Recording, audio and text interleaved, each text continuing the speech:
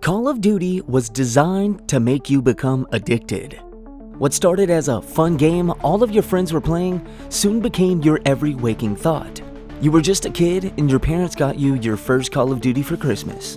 You start playing and soon learn the ropes of different playstyles. You have the rusher, the person who tries to get in the enemy spawn as fast as possible. You have the camper that will find the first corner to stay in all game. And you have the passive player who runs around with shotguns, making every match as toxic as possible. Then you have the sniper, who with every shot is life or death and on the verge of destroying their gaming setup every match.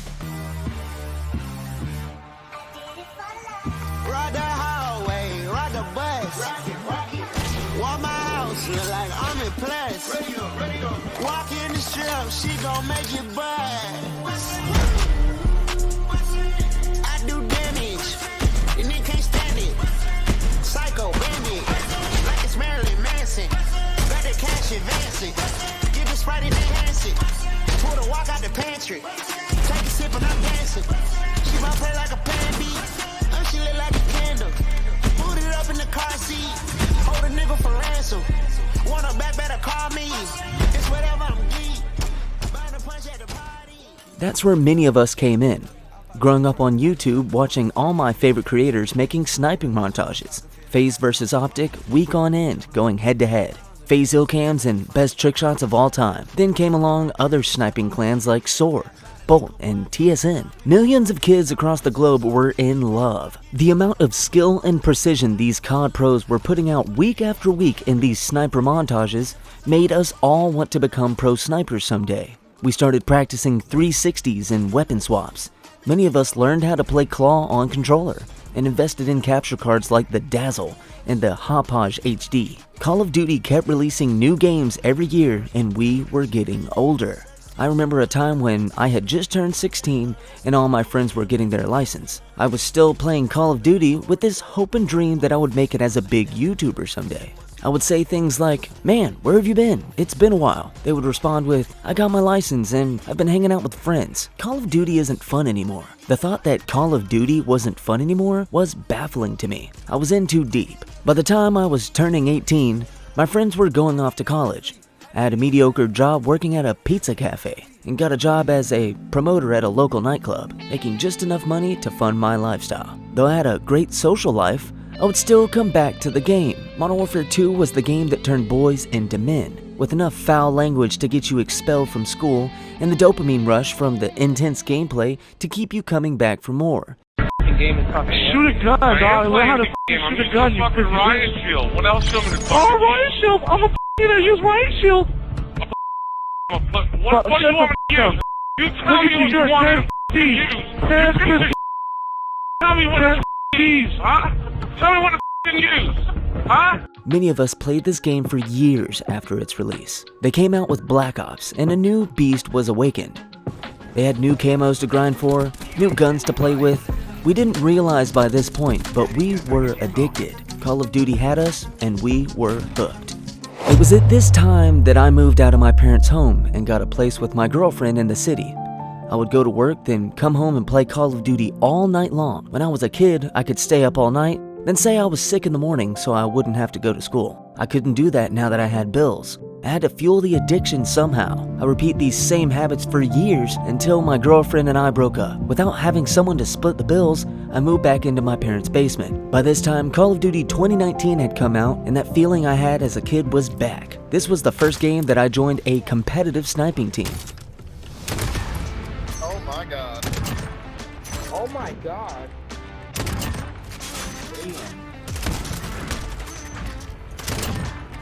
I soon found alcohol and would just stay in my parents' basement drinking, playing Call of Duty until I sounded like a mess. Now they had battle passes and operator packs to spend our money on. To keep you addicted, they also added skill-based matchmaking and things like engagement-optimized matchmaking, so they kept us at low kill-death ratios. The way I yelled at the screen, you would have thought that I was a die-hard sports fan rooting for my favorite team to pass the ball. Get out of here, asshole! Get the f out of here! We're gonna run you, motherfuckers, now! We're gonna run you!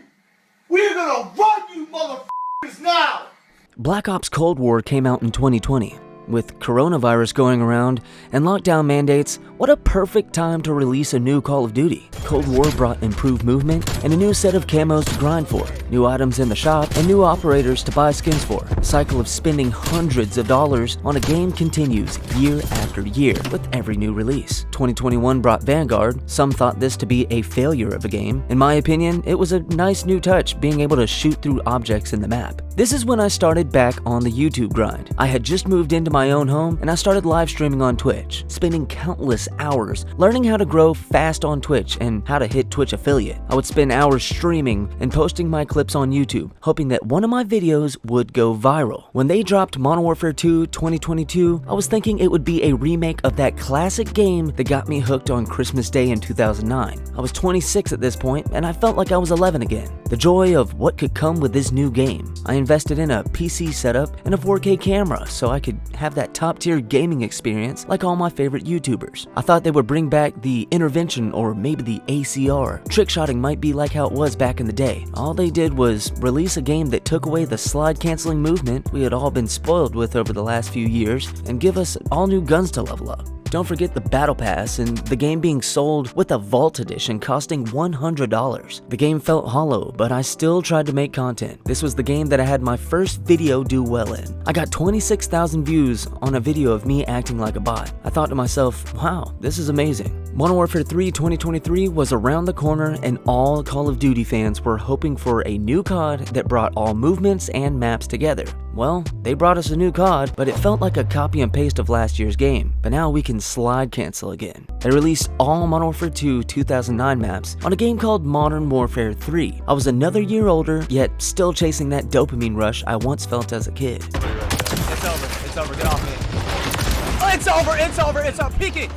Having a place of my own and being able to scream at the top of my lungs at 5 in the morning, looking back at it makes me sound like a big man baby. But it's those fond memories of nights clutching 1v6s in Search and Destroy and those times I almost died but miraculously won the gunfight that keep me going. Those victories and once-in-a-lifetime shots that keep the feeling alive. With nearly 30 plus days of gameplay in multiplayer alone, all camos unlocked, max level, and max prestige, the numbers don't lie. What else do you call this but an addiction? As I write this, I'm currently sitting in a lobby, loading into a match of Search and Destroy on High Rise. Those distant memories of suicide shots and cross-map collats at spawn still cross my mind. Black Ops 6 will be here towards the end of October, and whether I like it or not, I will be playing it when it comes out. I'm probably gonna grind out all the camos and spend hours on end laughing about funny moments with my friends, yelling at my monitor when I lose gunfights, spending all my money on battle passes, buying unique weapon blueprints in the store, and making more content for you guys. My question is, will the addiction ever end?